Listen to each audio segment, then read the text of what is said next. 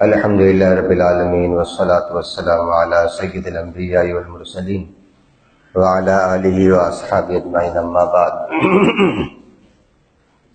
أعوذ بالله من الشيطان الرجيم بسم الله الرحمن الرحيم لعلك باقع نفسك ألا يكونوا مؤمنين صدق الله مولانا العلي العظيم اللهم صل على سيدنا وشفيعنا وهادينا ونبينا ومرشدنا وسندنا ومولانا محمدا عبده ورسوله صلى الله تعالى على خير خلقه محمد وعلى آله وأصحابه وأزواجه وذرياته وأهل بيته ولأمته إلى يوم الدين وبارك وسلم تسليما كثيرا كثيرا.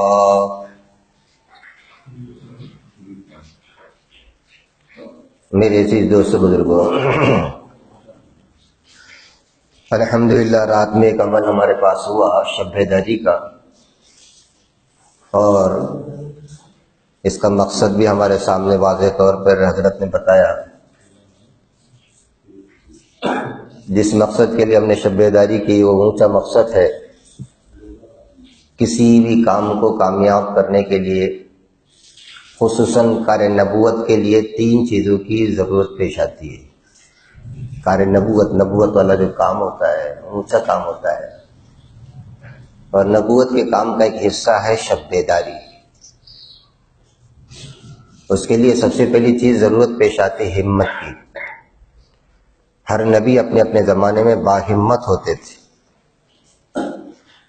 وہ نہ موت سے گھبراتے تھے، نہ پریشانیوں سے گھبراتے تھے، نہ مخلوق کی مخالفت سے گھبراتے تھے.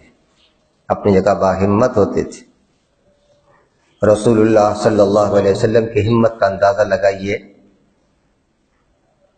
اتنی قوی ہمت ہونے کے باوجود بھی انتظام اللہ نے آپ کو باہمت کرنے کا جو کیا، وہ آپ کا سینے مبارک چاک کر کے جب آپ کا قلب مبارک نکالا گیا اور زمزم کے پانی سے جو دھویا گیا، اور جبرائیل اور میکائیل دنیا میں تشریف لائے، جنت کا تشت تھا.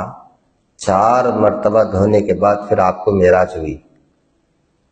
تیسری مرتبہ تھی جس وقت آپ صلی اللہ علیہ وسلم کو قرآن ملی، جبکہ آپ اتنے باہمت تھے کہ سید الاولین والآخرین سرکار دو عالم صلی اللہ علیہ وسلم کی ہمت کے مقابلے میں تمام انسانیت کی ہمت ایسی ہے جیسا پہاڑ کے مقابلے میں ذرہ ہوتی. آپ باہمت ہوتے. اس کے باوجود آپ کو ہمت والا بنانے کے لیے اور بھی حکمت اللہ کی رہی ہو، مگر اس میں سے بڑی اللہ سبحانہ و تقدس کی حکمت یہ تھی کہ آپ کو باہمت بنائے. آپ کے قلب مبارک کو نکال کر دھویا گیا، کیونکہ آپ کو ایک ایسا عظیم الشان کام دینا تھا، عظیم الشان کلام دینا تھا کہ جس کے بارے میں اللہ کہہ رہے لو انزلنا هذا القرآن على جبل لرأيته خاشعا متصدعا من خشية اللہ. اگر ہم اس کلام کو پہاڑ پر اتارتے تو پہاڑ ہیبت کے مارے ریزہ ریزہ ہو جاتا. وہ کلام رسول اللہ صلی اللہ علیہ وسلم پر اتارنا تھا. اندازہ لگائیے وہ کلام کتنا جلالی اور کتنا پاورفل اور کتنا طاقتور کلام تھا جو سرکار کو اٹھانا تھا. وہ سرکار کا قلب مبارک تھا جس نے جلال والا کمال کو اپنے اندر سمویا اور اس کو جمال میں تبدیل کیا. تب جا کر تمہاری میری ہمت ہو سکی قرآن پڑھ سکے، ورنہ نہ تم پڑھ سکتے تھے، نہ کوئی اور، نہ ہم پڑھ سکتے. وہ ایسے جلالی کا وہ کلام ہے. تو آپ صلی اللہ علیہ وسلم کو اس وجہ سے آپ صلی اللہ علیہ وسلم کا انتخاب جو کیا گیا، یہ تو ابتدا میں آپ کے جو ہے سینے مبارک چاک کیا گیا، آپ بڑھتے چلے گئے. اس کے بعد جب نبوت کا وقت آیا تھا، آپ نے غار حرا کا جو انتخاب کیا، کیوں کیا؟ ایک سوئی کیوں اختیار کی تھی؟ اور پہاڑی کیوں تھا؟ کہ پہاڑ جیسی ہمت اور طاقت ظاہری اعتبار سے آپ نے پیدا کرنا مقصود تھی. ایک بڑا کام لینا تھا. کار نبوت کے لیے سب سے بنیادی چیز ہمت ہوتی ہے. پچھلے انبیاء علیہ السلام کی تاریخ اٹھا کر دیں. ابراہیم علیہ السلام کے مقابلے میں نمرود آیا، مگر ابراہیم کی ہمت تھی جو نمرود کا للکار کر رکھے. موسیٰ علیہ السلام کے مقابلے میں فرعون معمولی نہیں تھا. لاکھوں کی تعداد میں لشکر تھا اس کا، اور اکیلا بادشاہ تھا پوری دنیا کا، اور اس کے مقابلے میں موسیٰ علیہ السلام. ہمت نبی کی ہوتی تھی. عیسیٰ علیہ السلام کے مقابلے میں یہودی آئے، رسول اللہ صلی اللہ علیہ وسلم کا مقابلہ قیامت تک کے ظالم طاقتوں کا مقابلہ تھا، اور آخری میں دجال کا مقابلہ آپ صلی اللہ علیہ وسلم کے ساتھ ہی ہے. ان ذریعے کے طور پر اللہ تعالیٰ عیسیٰ علیہ السلام اور مہدی علیہ السلام کو سرکار کے برکت سے استعمال کرے گا. وہ آپ کی امت ہونے کی حیثیت سے دجال کا مقابلہ کرے گی. اصل ہمت رسول اللہ صلی اللہ علیہ وسلم، وہی ہمت تھی کہ قیامت تک کے حالات کا علم آپ کو دیا گیا. ورنہ میں اور آپ آج فلسطین کے حالات دیکھتے تو ہمارا تڑپ اٹھتے. ہم حضور صلی اللہ علیہ وسلم کے سامنے حالات قیامت تک کے تھے، کیسی ہمت ہوگی آپ کی. بس اس وجہ سے آپ صلی اللہ علیہ وسلم گھٹتے تھے اندر کا اندر. اگر وہ تڑپ اور وہ طلب کا ایک ذرہ تمہیں اور ہمیں مل جائے تو ہمارے کلیجے پارا پارا ہو جائے، ہم برداشت نہیں کر سکے اسے. اس وجہ سے صحابہ کہتے سرکار کے رونے کی آواز ایسی سنتے تھے ہم، جب آپ روتے تھے تو جیسا ہانڈیوں کی پکنے کی آواز آتی ہے ویسا آپ کے سینے سے آواز آتی تھی. قرآن کہہ رہا لعلک باخع نفسک الا یکونوا مؤمنین. اور میرے محبوب کیا اپنے آپ کو کھو دو گے تم کہ وہ لوگ ایمان نہیں لاتے اس فکر میں؟ اتنی ہمت کے بعد یہ حالات کا آپ کو علم دیا گیا. اگر ہمت نہیں ہوتی تو آپ بھی برداشت نہیں کرتے تھے، کیونکہ آپ صلی اللہ علیہ وسلم کو ایک علاقے کی بات نہیں بتائی گئی، ایک صدی کی بات نہیں بتائی گئی.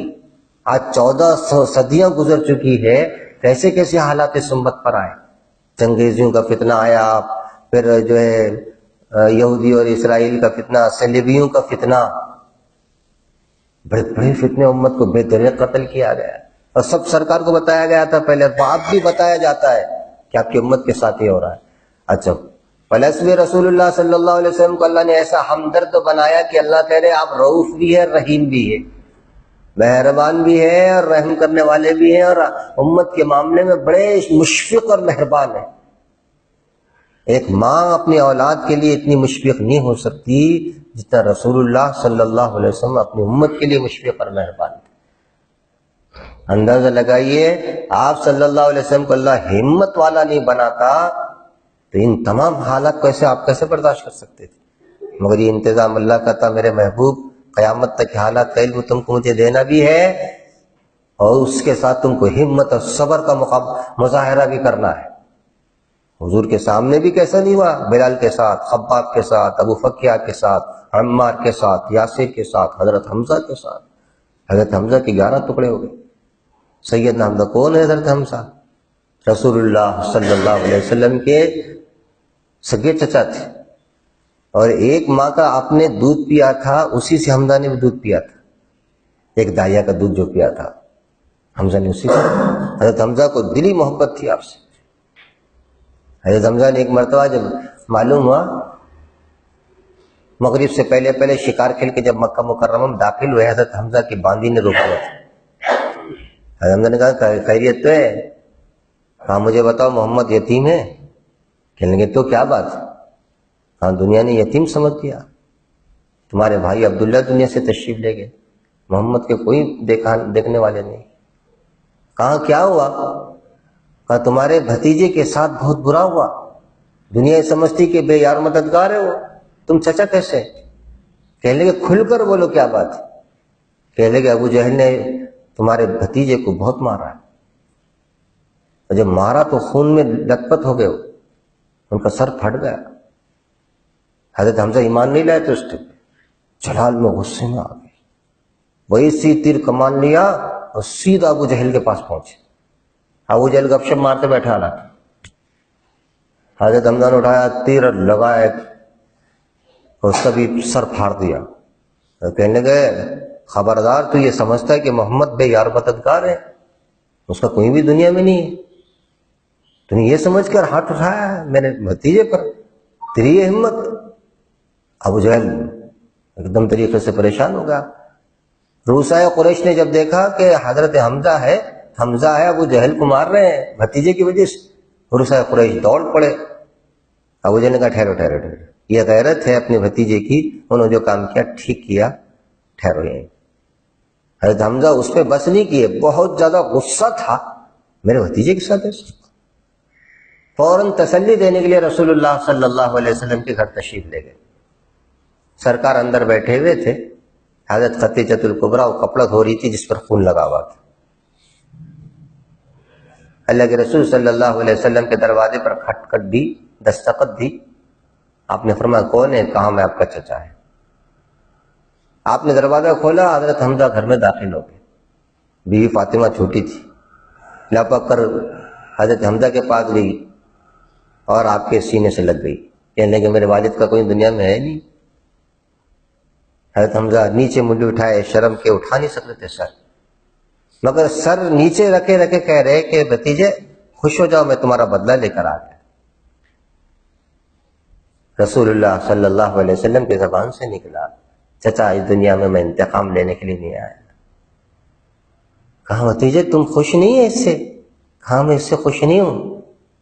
کہنے لگے پھر کیسے خوش ہو گئے تم؟ کہا جب تک تم ایمان نہیں لاتے تب تک مجھے خوشی نہیں ہو سکتی۔ کہا جب ایسی بات ہے کہ ایمان کے بغیر تم خوش نہیں ہو سکتے تو بڑھاؤ، اپنا ہاتھ بڑھاؤ، میں اسی وقت تو کلمہ شہادت پڑھتا ہوں۔ رسول اللہ صلی اللہ علیہ وسلم کی خوشی کی انتہا نہ رہی، حضرت حمزہ اسی وقت ایمان لائے۔ پھر حمزہ سائے کی طرح آپ کے ساتھ چلتے تھے، سائے کی طرح۔ احد کے میدان میں حضرت حمزہ کے لیے ہندا نے جو قسم کھائی تھی، ہندا نے وحشی کو رکھا تھا، کچھ مال دے کر اور کچھ آزادی کا جو ہے ایگریمنٹ تھا، تم حمزہ کو کرو۔ حضرت حمزہ دو ہاتھ سے تلوار چلاتے تھے، مگر وحشی نے چھپ کر جو آپ پر حملہ کیا اور آپ بھڑام ہو کر نیچے گر گئے، پھر وحشی آگے بڑھ کر آپ کی لاش کا مسئلہ بنا دیا۔ سینے میں سے جب سینے کو چیرا تو اس میں سے دل نکال کے الگ کر دیا تھا، آنکھیں نکال دی، زبان نکال دی، اسی طریقے سے ہونٹ الگ کر کے ایک دھاگے میں مالا بنا کر پرو دیا اور ہندا کے پاس لے کے گئے۔ ہندا نے کلیجہ چبایا حضرت حمزہ کا، کلیجہ۔ اب اندازہ لگا، رسول اللہ صلی اللہ علیہ وسلم نے جب شہداء کی لاشوں کو دیکھا اور اپنے چچا کی لاش کو دیکھا تب برداشت نہیں کر سکے، بے ساختہ رونے لگے آپ۔ ایک تو ہندا کلیجہ چبا کر کہہ رہی تھی کہ وہ محمد تیرے چچا کا کلیجہ میں چبا رہی ہوں، ایک طرف تو لاش کی یہ حالت تھی کہ ٹکڑے ٹکڑے الگ الگ کر دیے گئے تھے۔ جس چچا نے رسول اللہ کا ایسا ساتھ دیا اور سائے کے طرح آپ کے ساتھ ہے، اس چچا کا احد میں حال ہوا۔ آپ صلی اللہ علیہ وسلم اتنا غصے میں تھے کہ آپ نے قسم کھائی کہ میں اپنے چچا کی وجہ سے 70 کافروں کا مسئلہ کر دوں گا، 70 کافروں کو ماروں گا، 70 کافر۔ مگر دیکھو اللہ کا انصاف، اللہ نے قرآن اتار دیا، وَإِنْ عَاقَبْتُمْ فَعَاقِبُوا بِمِثْلِ مَا عُوقِبْتُمْ بِهِ وَلَئِنْ صَبَرْتُمْ لَهُوَ خَيْرٌ لِّلصَّابِرِينَ۔ بدلہ لینا ہے تو تم ایک کے بدلہ ایک کا بدلہ لو، 70 کا کیسے لے سکتے؟ اور اگر صبر کرو تو یہ تمہارے لیے بہتر ہے۔ رسول اللہ صلی اللہ علیہ وسلم نے اپنے چچا کی نماز جنازہ جب پڑھائی، 70 مرتبہ نماز ہوئی، 70 مرتبہ۔ حضرت حمزہ سامنے رکھے ہوئے رہتے تھے، میت لائی جاتی، دوسری لاش، دوسرا جنازہ لایا جاتا تھا، آپ نماز پڑھتے تھے، ساتھ ہی ساتھ حضرت حمزہ بھی آپ کے ساتھ ہی رہتے تھے، 70 مرتبہ۔ بتاؤ آپ صلی اللہ علیہ وسلم کیسے برداشت کر دیے حضرت حمزہ کے اس ٹکڑوں؟ آپ کے سامنے اس قدر صحابہ نے قربانیاں دی۔ عمار، یاسر، سمیہ کا کیا حال کیا ابو جہل نے؟ بوڑھی عورت تھی، کیسا آپ کا جگر کو اللہ نے طاقتور بنایا تھا۔ ایک طرف تو روتے بھی تھے آپ، ایک طرف کہتے تھے عمار یاسر کو، اے آل یاسر اصبر آل یاسر، صبر کرو۔ معمولی مارتے تھے یہ خبیث کے۔ حضرت سمیہ کا تو یہ حال کیا تھا انہیں ابو جہل نے، بعض تاریخ سیرت کی کتابوں میں لکھا ہے کہ 2 گھوڑے منگائے گئے، 2 گھوڑے ابو جہل نے منگایا، ایک گھوڑے سے ایک پیر باندھ دیا، ایک گھوڑے سے ایک پیر باندھ دیا، ایک گھوڑے کو ایک سمت میں، ایک گھوڑے کو ایک سمت میں ہکا دیا، اور بیچ میں شرمگاہ پر ایک خنجر مارا۔ حضرت سمیہ کے 2 ٹکڑے ہو گئے، بوڑھی عورت۔ رسول اللہ صلی اللہ علیہ وسلم نے ان تمام مناظر کو دیکھا۔ آپ دنیا سے تشریف لے جاتے وقت کے مناظر، اس کے بعد اپنے امام حسین کے مناظر آپ کے سامنے، کربلا آپ کے سامنے، مدینہ منورہ کی عزت پامال ہوئی وہ آپ کے سامنے. مدینہ منورہ میں مسجد نبوی میں 1 ہفتے تک آذان نماز نہیں ہوئی، ایسا بھی پیریڈ گزرا. مسجد نبی میں گھوڑے بندے گئے، مسجد نبی کو استقبل بنایا گیا، نہ آذان ہوئی نہ نماز ہوئی. سعید ابن مسیب رحمت اللہ علیہ یہ واحد آدمی ہے جو مسجد میں جاتے تھے، مسجد نبوی میں روز اثر سے آذان کی آواز سنتے تھے اور اسی پہ نماز پڑھتے تھے. یزید کا دور، اس کے بعد جو ہے بنو عباس کے ظلم، بنو امیہ کے حالات، پھر آگے چلو امت مسلمہ پوری دنیا میں چلتے رہی. بعض جگہ امت جو ہے ظلم کا شکار ہوئی، معصوم بچے شکار ہوئے، آج تک ہو رہے، اور قیامت تک کیا حالات رہ گئے. دجال کا مقابلہ، اس سے پہلے نتنے فتنے. آج امت کے نوجوان، بے شمار نوجوان جیلوں کے سلاخوں میں اپنی عید وہیں گزار رہے، اپنا رمضان وہیں گزار رہے. یہ ملک شام کے اندر اس خبیث نے، یہ خبیث بشار الاسد نے 40 سال سے جیل میں رکھا. لوگ جب نکلے تو معلوم ہوا پیدا ہوئے تھے 40 سال کے بعد ان کو سورج کی کرنیں نظر آئی. کیسا ظلم! کیا رسول اللہ کو معلوم نہیں تھا؟ کیسا آپ کا برداشت کا سینہ، اور کیسا روتے ہوں گے آپ، کیسا بتاؤ. جس نبی کی یہ حالت ہے اپنی امت کے لیے، جیسا ایک عورت کو منتوں کے بعد ایک بچہ پیدا ہوا اور وہ آگ میں جل رہا تو وہ ماں کتنا بے قرار ہوتی، اس سے زیادہ بے قراری رسول اللہ کو اپنی ہر امتی کے ساتھ. اس کے بعد بھی اللہ کے سامنے بیٹے کے انتقال پہ آپ نے بہت رویا تھا حضرت ابراہیم کے، مگر کیا جملے تھے، بیٹے تمہاری جدائی نے ہم کو صدمہ ضرور پہنچایا، ہم غمگین ہیں، بہت رو رہے تھے، آپ کے آنکھوں سے آنسو کی لڑی چڑھ رہی تھی، صحابہ دیکھ رہے تھے. مگر کہا بیٹے ہم اللہ کے تقدیر پر راضی، اللہ کے تقدیر پر راضی. کار نبوت کے لیے سب سے بڑی چیز ہمت. اگر ہم کو بھی کار نبوت کا کام کرنا ہے، ہمت، حوصلہ. ان تمام مصائب کے بعد بھی اللہ کا شکر کرنا، حالات کے اندر بھی ڈگمگانا نہیں. پریشانیاں آئیں گی، دکھ تکلیف آئے گی، مصیبتیں آئیں گی، اپنے بیگانے ہو گئے، محبتیں نفرتوں میں تبدیل ہو جائے گی. جب اس کام کو لے کے چڑھے کار نبوت کا تو شیطان کا لشکر آئے گا، جو جنود الشیطان، جنود ابلیس کہا گا جس کو. میرے عزیز دوستو بزرگوں، رسول اللہ صلی اللہ علیہ وسلم کے بعد صحابہ کا ہمت. ابو بکر صدیق کیسے عاشق تھے، مگر سرکار دنیا سے تشریف لے گئے، حضرت عمر اعلان کر دی، کسی نے اگر کہہ دیا میرے نبی دنیا سے گئے، میں اپنی تلوار سے اس کی گردن اڑا دوں گا. کیا استقامت اور ہمت کے ساتھ ابو بکر کھڑے ہو گئے. ابو بکر جیسا بڑا عاشق تو کوئی بھی نہیں تھا صحابہ میں، اپنے اپنی جگہ عاشق تھے ضرور، مگر اولیت ابو بکر کو ملی نہ ہوئی. ایسے ماحول میں ابو بکر جم کر کہا کہ ما کان محمد، قرآن کریم میں وما محمد الا رسول قد خلت من قبلہ الرسل. اس وقت تو کہا کہ دیکھو ہم میں سے جو کوئی سرکار کی عبادت کرتا ہو وہ یہ سمجھ لے سرکار دنیا سے تشریف لے جائے، جو اللہ کی عبادت کرتا ہے وہ اللہ ہمیشہ سے ہمیشہ تک رہے. حضرت عمر تھم گئے، ورنہ حضرت عمر آپے سے باہر ہو گئے تھے. حضرت ابو بکر نے سنبھالا امت کو، ابو بکر کے بعد حضرت عمر نے سنبھالا، عثمان غنی نے سنبھالا، حضرت علی نے سنبھالا، امیر معاویہ نے سنبھالا، صحابہ نے سنبھالا. بات امت کے اوپر حالات آئے، ہر پیریڈ میں پھر علماء نے امت کو سنبھالا، ہر پیریڈ. آج یہ امت کے حالات ہمارے سامنے، اور اس سنبھالنے کی ذمہ داری ہم پر ہے آپ، کیونکہ اب ہم اس بات کو سمجھ گئے کہ اس امت کو سنبھالا کیسے دے سکتے، یا اس امت کو سہارا کیسے دیتے. یہ امت کی کشتی بھنور میں پھنس رہی ہے. اس امت کو ہم نے اگر سہارا ٹیکا اور اس امت کو اپنی دعائیں، اپنی قربانیوں کے ذریعے سے ہم نے منزل مقصود تک نہیں پہنچایا، کل قیامت میں کیا منہ دکھائے گا. کار نبوت کے لیے سب سے بڑی چیز ہمت. اس کے لیے قلب مضبوط کرنا پڑے گا. قلب مضبوط کیسے ہوتا؟ سرکار کا قلب تو اللہ کی جانب سے مضبوط کیا گیا تھا، جس کو آپ نے کلام کو اٹھایا، امت کے غم کو سینے میں رکھا، وہ کتنا بھیانک غم تھا ہوگا. کروڑوں لاشیں آپ کی نگاہوں میں تھی، کروڑوں لاشیں. آج جنگ عظیم میں کتنی لاشیں تھیں. آپ کو اپنوں کا دکھ نہیں ہوتا تھا، پرایوں کا بھی دکھ ہوتا تھا، پرایوں کا بھی دکھ ہوتا تھا. کیا یہودی، کیا عیسائی، کیا مجوسی، کیا ہندوازم، انسان تھا، بس انسان کا آپ کو دکھ ہوتا تھا. اور یہ دکھ کی حالت تھی. صحابہ کو سمجھایا تھا کہ انسانیت اللہ کی نگاہوں میں کتنی محترم ہے. اس سے صحابہ انسانیت کو اولین درجہ دیتے تھے. وہ دنیا کو فتح کرنے سے زیادہ ایک ملک کو فتح ہوتا تھا اتنی خوشی ان کو نہیں ہوتی تھی. کسی کے ایمان لانے سے خوشی ہوتی تھی. وہ جانتے تھے یہ جہنم کی آگ سے بچ گیا.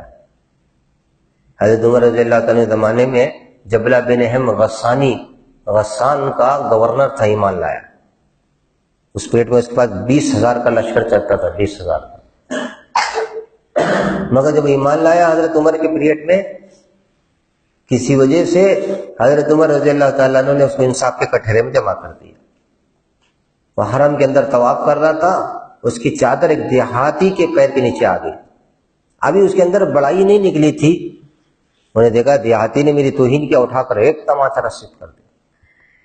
اب طواف کی حالت میں بھگدڑ تو مچتی تھی، مگر اس کا مارنا، وہ دیہاتی، دور عمر ہے، انصاف کا دور تھا، دور عمر انصاف کا دور. حضرت عمر کے دربار میں شکایت لے کر دی. حضرت عمر نے اس کو کھڑا کر دیا. کٹہری میں کھڑا ہونا، اتنا بڑا آدمی. حضرت عمر نے کہا تیری میری اپنی تعلق محبت اپنی جگہ، انصاف یہاں سب کے لیے برابر. کہنے لگے میرا کیا قصور؟ کہا تم نے اس کو تماچا رسید کیا، یا تو یہ تم کو تماچا رسید کرے گا، یہ تم کو معاف کرے گا. یہ اسلام سکھاتا. مال، دولت، اقتدار اپنی جگہ پر، انصاف کے اندر محمود ایاز برابر ہے. دو نظریے اسلام میں تھے ہی نہیں. اسی وجہ سے اسلام پوری دنیا میں چمکتا اور دھمکتا چلا گیا. حضرت عمر کے کہنے پر کہنے لگا ایسا نہیں ہو سکتا، کہنے لگا ایسا ہی کرنا پڑے گا، یہی کرے گی. تو کہنے لگا ٹھیک ہے مجھے کچھ مہلت دو، میں نہیں دوں گا، یہ نہیں مہلت دے گا. اور دیہاتی نے کہا کہ ٹھیک ہے میں مہلت دیتا ہوں کل تک کی. راتوں رات بھاگ گیا اور غسان کے علاقے میں جا کے پھر عیسائی بن گیا. حضرت عمر نے کوئی ٹینشن نہیں لیا کیونکہ انصاف کرنا تھا. بات آئی گئی، ایک پیریڈ ہو گیا. چند دنوں کے بعد غسان کے علاقے کے اندر ایک صحابی پہنچے، اس سے ملاقات ہوئی. وہ تنہائی میں بہت رونے لگا، افسوس کرنے لگا اپنے آپ پر، کاش کتنا اچھا ہوتا کہ میں وہاں بدلہ دیتا، وہ مجھے تماچا رسید کر دیتا. مگر وہاں سے آنے کے بعد، اسلام کو چھوڑنے کے بعد، میرے اندر جو بے قراری ہے، جو بے چینی ہے، میری زندگی کا اطمینان ختم ہو چکا ہے. میں پھر سے اسلام میں آنا چاہتا ہوں. مگر اب مجھے میری اپنی عزت، میرا اپنا نام، میرا اپنا معاشرہ اور سماج آنے نہیں دیتا. میں آؤں گا تو اب میرا سماج کچھ اور نام رکھے گا مجھے. میرے پاس ایک ترکیب ہے، اگر تم اس کو قبول کر لو تو پھر میں اسلام میں آ سکتا ہوں. کہا کہ کیا ترکیب ہے؟ کہنے لگے تم عمر کی بیٹی سے میرا نکاح کر لو. اگر عمر نے اپنی بیٹی میرے نکاح میں دے دی تو میں اپنے سماج کو کہہ سکوں گا کہ عمر خلیفۃ المسلمین کا میں داماد بنا، اس لیے میں مسلمان ہوں. یہ بہانہ ہوگا میرے لیے، صرف اس سے زیادہ کچھ نہیں ہوگا، مگر میری عزت بچ جائے گی. وہ صحابی رسول نے کہا بات تیری اپنی جگہ درست ہے، مگر عمر کی بیٹی پر میرا حق کیسے ہو سکتا، میں رشتہ کیسے طے کر سکتا ہوں؟ اگر عمر کہے گے بات اور ہے، میں تمہارا پیغام حضرت عمر تک پہنچاؤں گا. وہاں سے وہ صحابی نکلے، مدینہ منورہ تشریف لائے. حضرت عمر رضی اللہ تعالیٰ عنہ امیر المومنین سے ملاقات ہوئی. وہاں کی کارگزاری رکھی کہ جبلہ سے میری ملاقات ہوئی. جبلہ نے اس طرح بات کی. حضرت عمر کھڑے ہو گئے. کہنے لگے پھر تم نے کیا کیا؟ کہنے لگے میں کیا کرتا، بیٹی آپ کی، فیصلہ آپ کا. کہنے لگے اللہ کے بندے، اسلام کے لیے میری ایک نہیں ہزاروں بیٹیاں قربان. اگر جبلہ کہتا تھا تو اسی وقت تم رشتہ طے کر دینا تھا. جبلہ مسلمان ہو جاتا، اس کی زندگی بچ جاتی. کیسا فکر صحابہ کے سینے، وہ کیسی تربیت رسول اللہ صلی اللہ علیہ وسلم کا. عمر کی ایک بیٹی نہیں ہزاروں بیٹیاں اسلام کے لیے قربان. جاؤ جاؤ جلدی جاؤ، جبلہ سے رشتہ طے کراؤ. میں جبلہ کو اپنا داماد بنانے کو تیار ہوں اگر وہ اسلام لے آئے. یہ صحابی یہاں سے نکلے حضرت عمر رضی اللہ تعالیٰ عنہ کی بات کو لے کر غسان کے علاقے میں گئے خوشخبری دینے کو. جب داخل ہوئی سرحد میں، وہاں کی دکانیں بند، سنسان کا علاقہ، لوگ اداس بیٹھے ہوئے. بڑی حیرت ہوئی کہ اتنی چل پہل کرنے والا شہر خاموش کیوں ہے. سیدھا محل کی طرف پہنچے تو کسی نے کہا کہاں ہے؟ کہاں جبلہ سے ملنے. کہاں کون جبلہ؟ وہ تو چلا گیا، اس کا انتقال ہوا. کہاں کب؟ کہاں گزشتہ کا انتقال ہوا، اس کا جنازہ رکھا ہوا ہے. اس وجہ سے شہر پورا اداس ہو چکا ہے. اس کے صحابی کی آنکھوں میں آنسو آ گئے، بے ساختہ رونے لگے. بہرحال وہاں سے مایوس ہو کر لوٹے حضرت عمر کے پاس. حضرت عمر بہت روتے رہے کہ ایک آدمی جہنم کی آگ سے بچ جاتا اگر تم میری بیٹی کو اس کے نکاح میں دے دیتے. یہ رسول اللہ صلی اللہ علیہ وسلم کی تربیت مبارک تھی. انسانیت کے ساتھ آپ کا سلوک ہے. ایک طرف تو آپ انسانیت سے اتنی ہمدردی کرتے ہیں، دوسری طرف آپ کے سامنے ساری قیامت تک کے حالات کھول دیے گئے. قیامت تک کے حالات، آج تک کتنے حالات آئے. آزادی کی پیریڈ میں مسلمان 5 لاکھ شہید ہوئے. ٹرینیں بھر بھر کر جاتی تھی، بچے اپنے مائیں اپنے بچوں کو چھوڑ دیتی تھی ٹرینوں سے، ان کو اپنی جان کی پڑی ہوئی تھی. پنجاب خون سے رنگین کر دیا گیا تھا، پنجاب خون سے، دلی خون سے رنگین کر دیا گیا تھا. کیا رسول اللہ کا سینے مبارک ہے، کیسے برداشت کیا. ایک طرف شکایت اللہ سے نہیں، اللہ سے عاجزی کے ساتھ دعائیں، میری امت کو سلامتی کے ساتھ رکھنا، میری امت کی نگرانی کرنا. میرے دوستو بزرگوں، کار نبوت کے لیے بنیادی چیز ہو ہمت. ہمت کے ساتھ اپنے قلب کو مضبوط کرنا. اللہ حوال کو کھولے گے. تھوڑے سے حوال کھل گئے، انانیت کر دیے، بڑائی جتانے لگے یا اپنے آپ کو بڑا سمجھ، اس کو ہمت نہیں کہتے. منصور بن حلاج انا الحق کہتے تھے. انا الحق کا مطلب معلوم ہے؟ میں خدا ہوں. اس زمانے کے بادشاہ نے فتنے کے ڈر کی وجہ سے ان کو شہید کر دیا تھا. تو شاہ عبد الحق محدث دہلوی رحمۃ اللہ علیہ کہتے تھے بعد میں، منصور تو روحانیت کا بچہ تھا کہ جس نے ایک اللہ کے نام کو برداشت نہ کر سکا، ان کے تجلیات کو. یہاں تو لوگ روحانیت کے دریا پی جاتے، ڈکار بھی نہیں لیتے. شاہ عبد الحق محدث دہلوی نے کہا یہ ہمت. جب آدمی میں ہمت پیدا ہو جاتی ہے، قلب اتنا مضبوط ہو جاتا کہ پھر اس کے اشاروں پہ دنیا میں کام ہوتا. ہمت پیدا کی جاتی. اس وجہ سے اہل اللہ کی ہمت تم دیکھو گے. غوث پاک رحمۃ اللہ علیہ کے پیریڈ کے اندر مسلمان عیسائی ایک جگہ لڑ رہے. عیسائیوں نے مسلمانوں کو چھیڑخانی کر کے کہنے لگے تمہاری مسجدیں دیکھو کتنی خستہ حال ہو گئی، اس کا روغن ختم ہو گیا، اس میں دراڑیں پڑ گئی. ہمارے گرجا گھر کو دیکھو کتنے عالیشان بنے ہوئے. یہ عالیشان بننا اس بات کی علامت ہے کہ ہم حق پر ہیں، اور تمہاری مسجدیں کا دراڑ پڑنا اس بات کی علامت ہے کہ تم باطل ہے. غوث پاک رحمۃ اللہ علیہ جاتے کہنے کیا بات ہوئی، کہہ پہ لڑ رہے، کہاں یہ بات.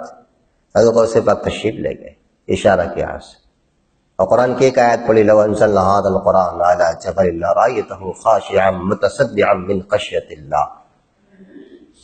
بس ایک آیت پڑھنا تھا کہ گرجا گھر دھڑام ہو کر نیچے گر گیا اور زمین کو سو گیا.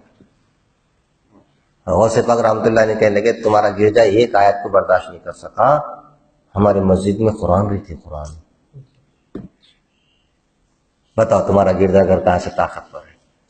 وہ قلبی طاقت تھی، آپ نے توجہ ڈالی قلبی طاقت سے. ہمت جب پیدا ہو جائے، اس وجہ سے ہی کہہ رہا ہوں میں کہ ذکر کی برکت سے قلب طاقتور ہو جاتا، بیداری کی برکت سے قلب طاقتور ہو جاتا. پھر اللہ اپنے اسرار کو کھولتے ہیں. کار نبوت کے لیے بنیادی چیز ہمت. اب غار حرا کا انتخاب بھی اس بات کی علامت تھی، اس میں بھی حکمت یہ تھی کہ پہاڑ جیسی ہمت آپ میں پیدا کی گئی تھی. تنہائی کے اندر، یکسو کے اندر، آپ کے اندر راز و اسرار، اللہ کے راز و نیاز کی باتیں ہوتی تھی، وہ اللہ جانے کیا تھی. اور آپ کا پہلا سبق اقرا بسم ربک الذی خلق، کہ تم اللہ کا تعارف کرواؤ دنیا کے سامنے. پڑھو اس رب کے نام سے۔ سیکنڈ جو سبق آیا وہ قیام اللیل کا، ورتل القرآن ترتیلا کا، اور اس کے بعد سبق آیا واذکر اسم ربک وتبتل الیہ تبتیلا، سب سے کٹ کر اللہ بولتے رہو۔ یہ چوتھا سبق تھا آپ کا، اقرأ بسم ربک الذی، پہلا سبق رہا آپ کا جو اللہ آپ کو آپ کے ذریعے سے امت کو دے رہے تھے سب۔ پھر آپ صلی اللہ علیہ وسلم کو قیام اللیل کا حکم ہو رہا ہے، پھر کہا جا رہا ورتل القرآن ترتیلا، قرآن پڑھو۔ یہ سب تمہارے میرے تربیت کے خاطر رسول اللہ کو متوجہ کیا اللہ نے، اور آپ نے اللہ کے سبق کو ہم تک من وعن بعین ہی پہنچایا جیسا ہے۔ وَذْكُرِ اسْمَ رَبِّكَ وَتَبَتَّلْ إِلَيْهِ تَبْتِيلًا، یہ وہ سبق تھا جس کے ذریعے سے امت کی روحانیت کو مضبوط کرنا تھا۔ اسی وجہ سے میرے دوستو عزیز و بزرگوں، ہمارے اس سلسلے کے اندر قیام اللیل، جس کو شب بیداری کہتے ہیں، اس میں ہم قرآن کی بھی تلاوت کرتے ہیں اور اللہ کا ذکر خفی یا ذکر بالجہر بھی کرتے ہیں۔ اب اس کا نتیجہ کیا ہوتا؟ جیسے اکابر صوفیہ کرام نے کہا نا بھی کہ لطائف ستہ ہے، لطائف ستہ بولے تو 6 لطیفے انسان کے اندر۔ لطیفے کیا ہے؟ یہ اصل میں روحانیت کے اعضائے رئیسہ ہے، روح کے اعضائے، جسم کے اعضائے رئیسہ نہیں، جسم کے اعضائے رئیسہ تو دل دماغ کلیجہ وغیرہ جو بھی ہے، مگر روح کے اعضائے رئیسہ ہے لطائف ستہ۔ لطائف بولتے ایسی چیز جو رہتی ہے مگر دکھتی نہیں، جیسے ہوا کو لطیف بولتے، ایسے ہیں روحانیت میں 6 لطیفے۔ قلب لطیفہ ہے، روح لطیفہ ہے، سر، خفی، اخفا، نفس۔ اچھا ان تمام میں دیکھو صوفیہ کرام جو ماہر فن ہے وہ کہتے ہیں کہ لطیف قلب یہ حضرت آدم کے زیر قدم ہے۔ کسی کا لطیف قلب اگر کھل گیا اور لطیف قلب جاری ہو گیا، اس میں سیدنا آدم علیہ السلام کی جو کیفیت تھی وہ کیفیت منتقل ہوتی۔ اچھا یہ سارے کے سارے انبیاء علیہ السلام جو 5 اولو العزم رسل ہیں، یہ تمام کا تمام نور رسول اللہ سے منتقل ہوتا ہے، مگر ان کے توسط سے آتا ہے، سرکار سے ہوتے ہوئے حضرت آدم کے سینے میں جا کر ایسا آتا ہے، جاتا تو سرکار کے پاس ہے۔ اس کی مثال ایسے سمجھو، سورج تو ایک ہی ہے، اس کی کرنیں مختلف بوتلوں میں ہوتے ہوتے ہوتے انسان تک پہنچتی ہے۔ سورج تو ایک ہی ہے۔ آدم علیہ السلام کی کیفیت سالک کے اندر پیدا ہو جاتی ہے کہ آپ جیسے دنیا میں آنے کے بعد روتے تھے ہمیشہ، ایسا یہ رونے والا شروع کر دیتا ہے، اس کے اندر گناہوں پر ندامت شروع ہو جاتی۔ لطیف روح یہ حضرت نوح اور ابراہیم علیہ السلام کے زیر قدم ہے۔ جب یہ لطیفہ چالو ہوتا تو نوح علیہ السلام کی جیسی کیفیت دعوت کی اس کے اندر پیدا ہوتی، انسانیت کا غم پیدا ہوتا، انسانیت کے لیے رات دن محنت کرتا ہے۔ ابراہیم علیہ السلام کی کیفیت ایسی پیدا ہوتی، اللہ کے لیے اپنے والد کو چھوڑنا، اللہ کے لیے اپنے بیویوں کو چھوڑنا، اللہ کے لیے اپنے بچے کو قربان کرنا، یہ جذبہ پیدا ہوتا۔ میں نے جب دیکھا ان تمام لطائف میں 2 چیزیں، ایک چیزیں تو معرفت خداوندی ملتی ہے، دوسری انبیاء علیہ السلام کے جو زیر قدم لطیفے ہیں اس میں ایک چیز کامن ملتی ہے، وہ انسانیت کا غم۔ اگر ان لطائف 6 کے 6 لطائف اگر شروع ہو جاتے ہیں تو اس میں ایک چیز تو معرفت خداوندی اوپر کا سرا، اور ایک چیز انسانیت کا غم۔ یہ لطائف اگر بیدار ہوتے، لطیف روح میں نوح علیہ السلام، ابراہیم علیہ السلام کے زیر قدم ہونے کی وجہ سے اب ان دونوں کی زندگی کو ہم اٹھا کر دیکھتے ہیں، امتیازی وصف ان کے اندر کیا تھا؟ امتیازی وصف وہ سالک کے اندر منتقل ہوتا ہے نور کے ذریعے سے۔ اور واقعہ دیکھو اب سالک جب روح کو اللہ بیدار کر دیتے اس کی، اور روح روشن ہوتی، لطیف روح روشن ہو جاتی ہے، تو اس کے اندر وہ کیفیت پیدا ہو جاتی ہے، یہ انسانیت کے لیے بھاگ دوڑ کرنا شروع کر دیتا ہے۔ اس کے بعد جو ایک لطیف خفی سر آتا ہے، یہ حضرت موسیٰ علیہ السلام کے زیر قدم۔ موسیٰ علیہ السلام جیسے باطل سے ٹکرائے اللہ کے لیے، ویسے ہی باطل سے ٹکرانے والا بن جاتا ہے۔ اپنی قوم کا درد لے کر جو اٹھے تھے بنی اسرائیل کا، اس کے اندر اپنی امت کا درد شروع ہو جاتا ہے۔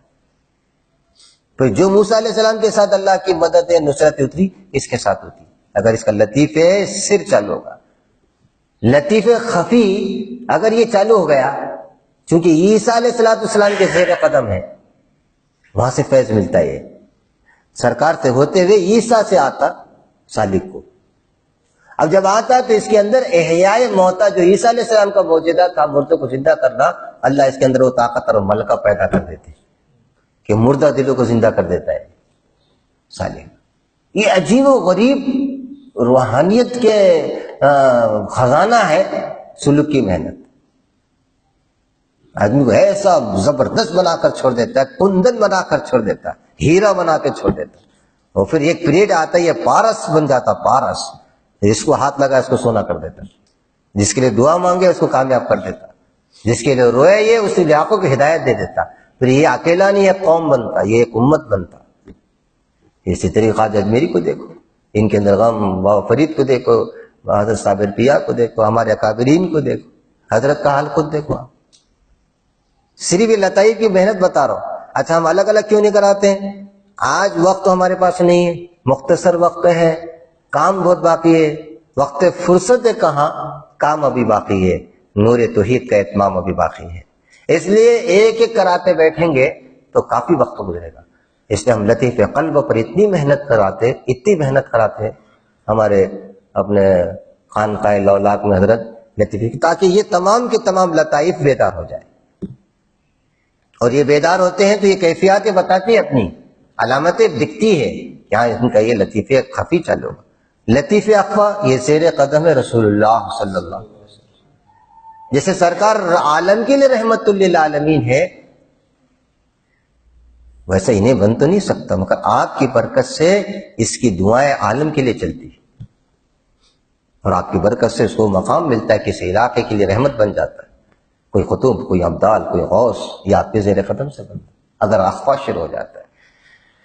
بہرحال میرے دوست عزیز بزرگوں، ایک تو یہ ہے کہ ذکر، دوسرا ہمارے پاس قرآن شریف جو بار بار حضرت کہہ رہے۔ اچھا میں بھی یہ سوچتا تھا یار قرآن کریم واقعی اللہ کا کلام ہے، مگر میں نے دیکھا وہ روحانیت کا سمندر ہے۔ سارے صوفیاء کرام جو مراقبات کرتے ہیں وہ قرآن کی کسی آیت کو لے کے کرتے ہیں، تو گویا قرآن کریم کی 6666 آیتیں، سالک کے لیے 6666 مراقبات ہو گئے۔ سمجھ رہے ہیں نا کیا بولنا چاہ رہا ہوں؟ اگر ہم نے الحمدللہ رب العالمین کا مراقبہ کیا کہ اللہ عالم کا رب کیسا ہے، اور اللہ دیکھیں گے عالم کو کیسے پالتا میں، میرے عالم میں، میری تربیت میں، میرے نگرانی میں 18,000 عالم کو میں کیسے چلاتا، اس میں انس، جن، ملائک، سمندری، فضائی، آسمانی، ساری مخلوق، ایک ایک مخلوق ایسی ہے کہ سارے عالم کا ایک لقمہ بنا سکتے۔ تم کو معلوم ہے کہ سلیمان کی مچھلی نے سلیمان کی ساری دعوت کو کھا گئی تھی۔ سیدنا سلیمان علیہ السلام کی مچھلی نے، ایسے کئی مچھلیاں میرے پاس پلتی، الرحمن الرحیم کا ایک عالم۔ تو قرآن کریم واقع جو ہے یہ روحانیت کا سمندر ہے، اس لیے ہمارے لیے الحمدللہ یہ بات تو حضرت کہہ رہے ہیں، مگر مشائخ چشت میں قرآن کریم کا خاص دخل رہا۔ جیسے حضرت بتاتے خواجہ اجمیری کے پاس روزانہ ایک کلام تھا، بختیار قادری رحمۃ اللہ علیہ آخر زندگی تک 2 قرآن پڑھتے رہے۔ بابا فرید گنج شکر رحمۃ اللہ علیہ کے پاس نظام الدین اولیاء سید تھے، جب آ رہے تھے حالانکہ قرآن پڑھ چکے تھے، مگر بابا فرید 7 قراتوں کے ماہر تھے، قاری قرآن تھے، 7 قراتوں سے پڑھتے تھے بابا فرید گنج شکر رحمۃ اللہ، 7 قراتوں سے۔ تو پہلے شرط رکھی تھی نظام الدین اولیاء سے، تم میرے پاس قرات سیکھو گے اس کے بعد میں تم کو بیعت کروں گا۔ بابا فرید گنج شکر رحمۃ اللہ نظام، تو جتنے اکابر صوفیاء ہیں یہ سب قرآن کریم کے اوپر رات دن محنت کرتے تھے۔ بلکہ حضرت علی رضی اللہ تعالیٰ جو سلسلہ چلا ان کے بارے میں ایک جگہ تو پڑھا 18 قرآن روزانہ پڑھتے تھے، بعض لوگوں نے 8 قرآن، بعض لوگوں نے 5 قرآن۔ بہرحال یہ کرامتیں ہیں اور اس میں کوئی انکار نہیں کر سکتا، مگر یہ ماننا ضرور پڑے گا کہ یہ تمام کے تمام فیض سرکار کی برکت سے حضرت علی کے سینے سے منتقل ہوتا ہوا یہ چشتیہ سلسلے میں داخل ہوا قرآن کا فیض، اور آج ہمارے پاس الحمدللہ اس کے اوپر بہت زیادہ حضرت کا فوکس بھی ہے، اور ہم کو بھی چاہیے کہ اتنی عظیم الشان کتاب جو ذات خداوندی کی شکل ہے، اس دنیا میں وہ ہم سے چھوٹنا نہ پائے. اس سے اگر ہم نے سیکھا نہیں ہو تو سیکھ لو, سیکھا نہیں وہ کوئی مشکل نہیں ہے. قرآن کہہ رہا ہے وَلَقَدْ يَسَّرْنَا الْقُرْآنَ لِلذِّكْرِ فَهَلْ مِن مُدَّكِرٍ, ہم نے قرآن کو آسان کر دیا.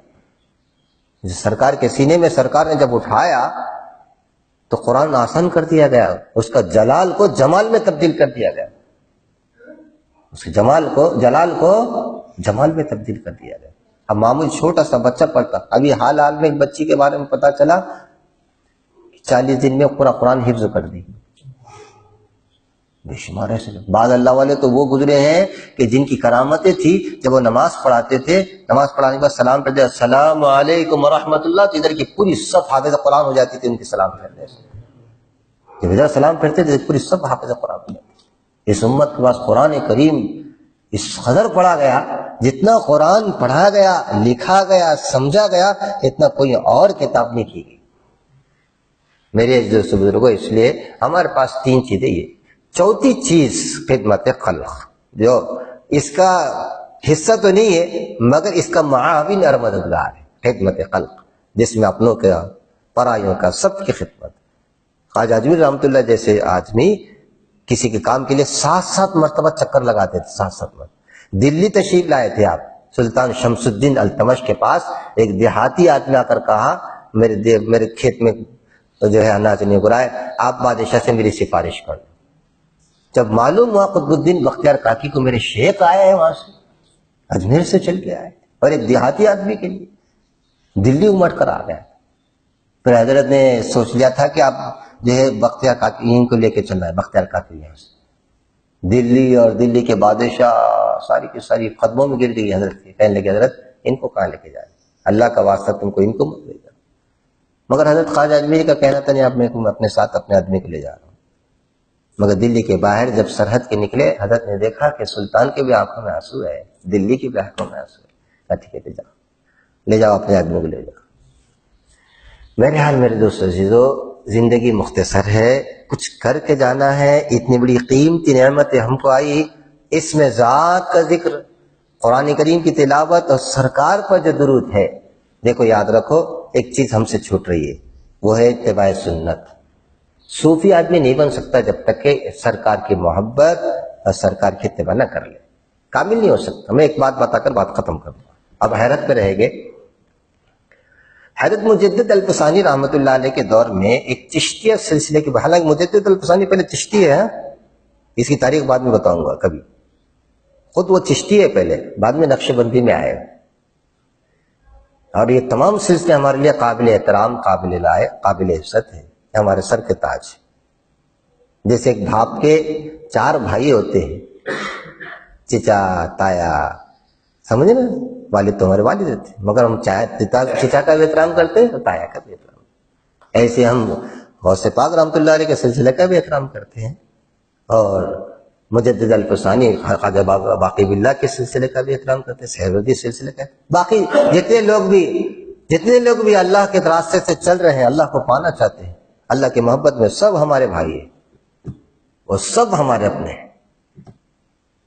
ہمیں کسی سے بیر نہیں, بلکہ سب سے ہم کو پیار ہے, کیونکہ جس سے تم پیار کر رہے وہ ہمارا محبوب ہے. جس سے تم پیار کر رہے وہ کیونکہ ہمارا محبوب ہے, اس سے تم ہمارے پیارے ہو گئے. بہرحال ہوا یہ, مجدد الفسانی رحمۃ اللہ علیہ کے پاس چشتی سلسلے کے ایک بزرگ پہنچے اور کہنے لگے حضرت مجھے اللہ کی نسبت حق میں قبض ہو گیا. یعنی اللہ سبحانہ و تعالیٰ کی جو نسبت ہے, جو عشق اور محبت اور جو نسبت ہونا چاہیے, اس میں قبض ہوگا. قبض بولتے ہیں کسی چیز کے اندر کام کرنے کو جی نہیں چاہنا ہے, بس تو بولنا کہ وہ جی چاہ رہا ہے, کھل جانا, قبض بند ہو جانا. روح قبض ہو گئی, یعنی روح بند کر دی گئی, نکال دی گئی, کھینچ لی گئی. بس تو بولتے کھول دینا. سمجھ, یہ سلوک کے اندر ایک اصطلاح ہے, قبض اور بسط. انہوں کہنے لگے کہ مجھے نسبت حق میں قبض ہو گیا, تو میں تمہارے شیخ کے پاس گیا تھا, خواجہ باقی باللہ کے پاس. انہوں نے میرے لیے دعا کی, الحمدللہ بسط میں تبدیل ہو گئی. مگر خواجہ صاحب نے اپنے تمام مریدین کو اور خلفاء کو تمہاری نگرانی میں چھوڑا.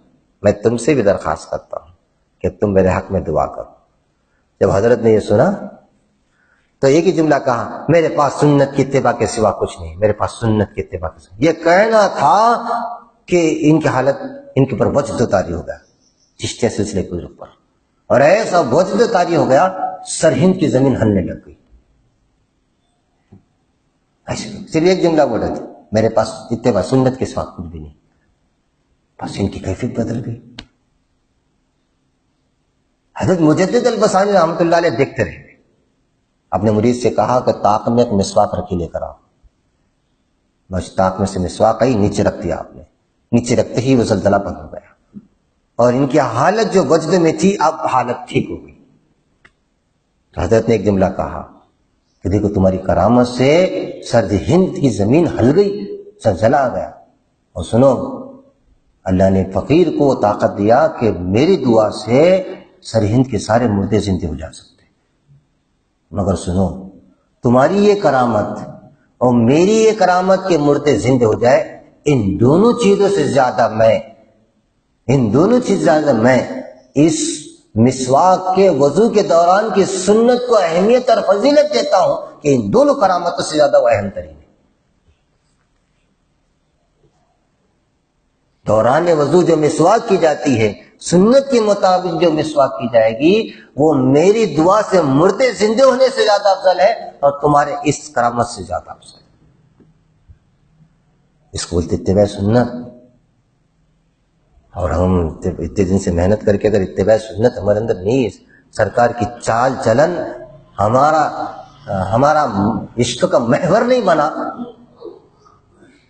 ہم آپ کی چال سے محبت نہیں کر رہے، پھر ہم نے کہا روحانیت حاصل کیا۔ آپ کی اداؤں کو قرآن کی آیت بنایا اللہ نے، اللہ کو آپ کی ادائیں اتنی پیاری، ہم کو پیاری نہیں، ہم سالک ہو کے ہم کو پیاری نہیں، پھر کس کی ادائیں پیاری ہوں گی بتاؤ؟